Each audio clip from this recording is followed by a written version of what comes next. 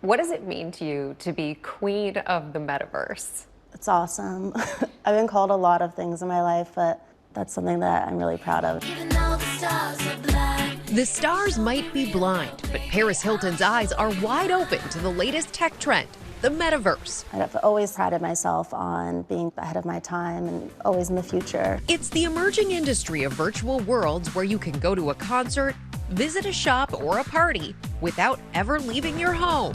The metaverse is the next version of the internet with more real time, more 3D, and the ability to interact in both physical and digital ways. Yes, it's still a lot to wrap your head around, but in the midst of the pandemic, the metaverse exploded in popularity, with young people and gamers especially immersing themselves in digital worlds on platforms like Roblox.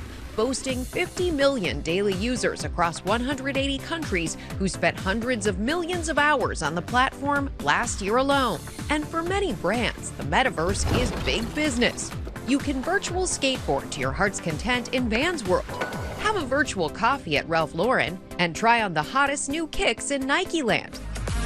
Paris Hilton, who jet sets the globe as the top-paid female DJ in the world, even chose to spend her New Year's Eve in the metaverse. Happy New Year, Paris World. Playing a virtual set for her fans in Paris World. Yes, I love you guys. All the fans were coming and talking, and it just almost felt like real. It's very bizarre, but it's really cool. Where were you actually that night? I was actually in the Maldives on my honeymoon. But you just took a little time to DJ in the metaverse. Yes. Back in the real world of New York City, I recently caught up with Hilton to discuss her latest digital project, a new collection of NFTs. NFT stands for non-fungible token, as in a unique token linked to anything, from original digital artwork to GIFs, even tweets, a burgeoning part of the metaverse. NFTs are a new way that allows artists and creators to be able to create new digital items and be paid for it. Though they've technically been around for nearly a decade, in just the last 2 years, NFTs have exploded in popularity to a $40 billion industry and are one way to own digital items in the metaverse. How did you first learn about them? Well, back in 2019, I got approached from one of my friends to do an NFT that was going to benefit the Australia fires. And then I released the NFT in March of 2020, so it was way before this whole explosion. And was this the picture of the cat? Yes. So you drew a picture of a cat, a doodle. Yes. And what did it sell for? $17,000. $17,000. Was that the most expensive doodle you've ever drawn? Definitely. I was very surprised. That doodle won Hilton Best Charity NFT at the 2020 NFT Awards, and since then, the heiress turned business mogul has doubled down. Named number 7 on Fortune's NFT Most Influential People. She owns more than 1,500 NFTs. How do you decide which NFTs to buy? For me, I love to support artists that I believe in, or if one of my friends is doing a drop, I'll get a piece. Or if it's something that's very beautiful and I just really enjoy, because I have digital art frames all over my house and I like to display them, and then some for investment opportunities.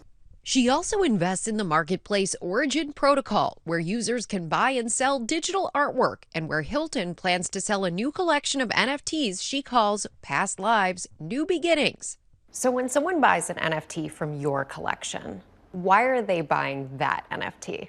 Because they want to be a part of it, especially with my new drop. It has experiences also attached to the art where people can come meet me, come to my DJ shows. We're even having people able to come and have lunch with me at my house. So people can have lunch with you in the metaverse or in the universe? Well, both, but for this drop that I'm doing, people will be able to actually come to my real house in real life.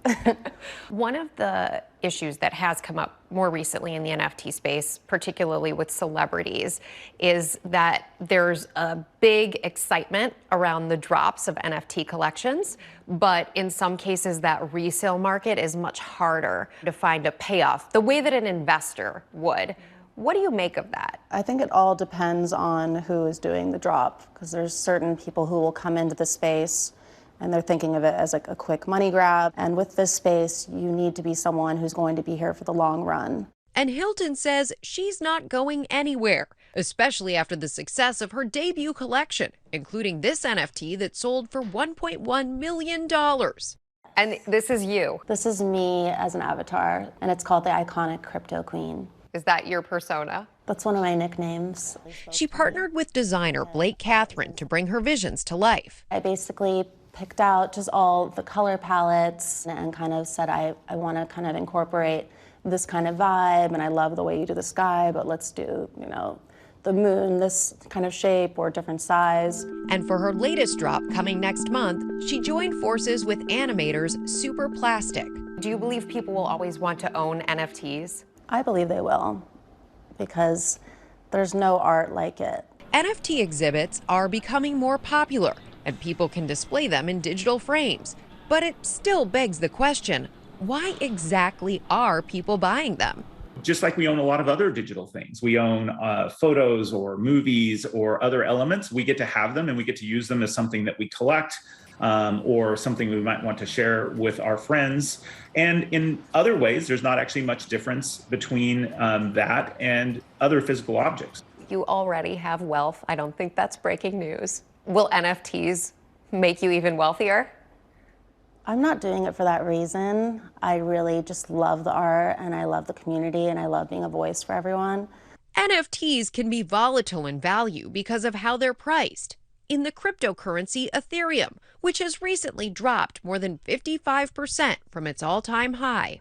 And for a relatively young industry, it's difficult to know the long-term payoff as an investor as opposed to a collector. Be careful around thinking that this is a very clear investment that's always going to go up. First off, there are no investments like that. Secondly, we're so early in this space. There will be large sets of things that just completely go away. There won't be value. And then there will be some of those that end up having value. But, you know, there's a lot of risk associated with that.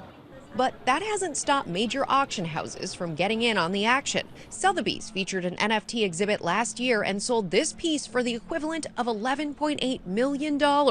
And Christie's executed one of the largest NFT sales in history, auctioning Everyday's The First 5,000 Days by the artist Beeple for the equivalent of $69.3 million. One of my colleagues said to me, "Hey, I have a line on a really great NFT. Would you like to hear more?" And I said, sure. And then fast forward 2 or 3 weeks later, and we were looking at literally the work that we ended up selling for $69 million. So it was crazy. Noah Davis is a specialist at Christie's in the contemporary art department who's responsible for the sale. The buyer paid in cryptocurrency. And do you cash out of that right away? Right now we're holding Ether. We are holding some Ether.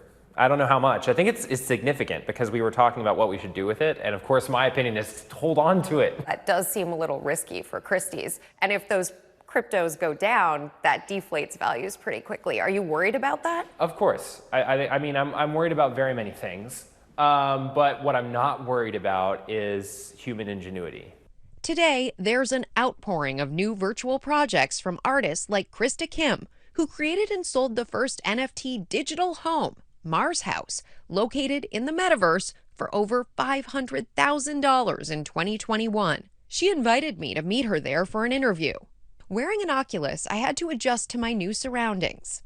Beautiful. Here we go. Hi. Hi. Welcome. Thank you. Pretty surreal, isn't it? It is completely surreal. Somebody bought this place? Yes. Somebody bought this place so that they can upload it in their own personal metaverse and experience it whenever they want. They can invite other people. And if you actually come with me and meet me by the pool, you can see that the earth is here in the sky up here. According to Metaverse evangelists like Kim, this is just the beginning. How much time do you foresee people spending in the digital realm of the future? Mars House virtually will be a meeting space for events or for business meetings or any kind of gathering where you want to have a unique setting, right? A unique experience with your friends. And I think that this is really the future. And it's not just for fun. A number of industries from automobiles to healthcare to construction are exploring new ways to use the metaverse. You can walk a construction site with a set of AR goggles on and dial time so that you can see where the construction is today, where the HVAC system is going to be tomorrow, like in real time, placed in front of you, looking at it, so you can just see whether things are safe, whether they've been installed correctly. Paris right here, Paris. As for Hilton, the businesswoman, heiress, and so-called queen of the metaverse continues to grow her empire in and out of this world. You're in all of these different worlds. How do you keep all of these businesses straight? I just don't stop. It's 24 hours a day, almost 7 days a week, nonstop. But I love what I do. I love being a businesswoman. Success is something that really drives me in life, and I just feel so proud of everything that I've accomplished. Hi everyone, George Stephanopoulos here. Thanks for checking out the ABC News YouTube channel. If you'd like to get more videos, show highlights, and watch live event coverage, click on the right over here to subscribe to our channel, and don't forget to download the ABC News app for breaking news alerts. Thanks for watching.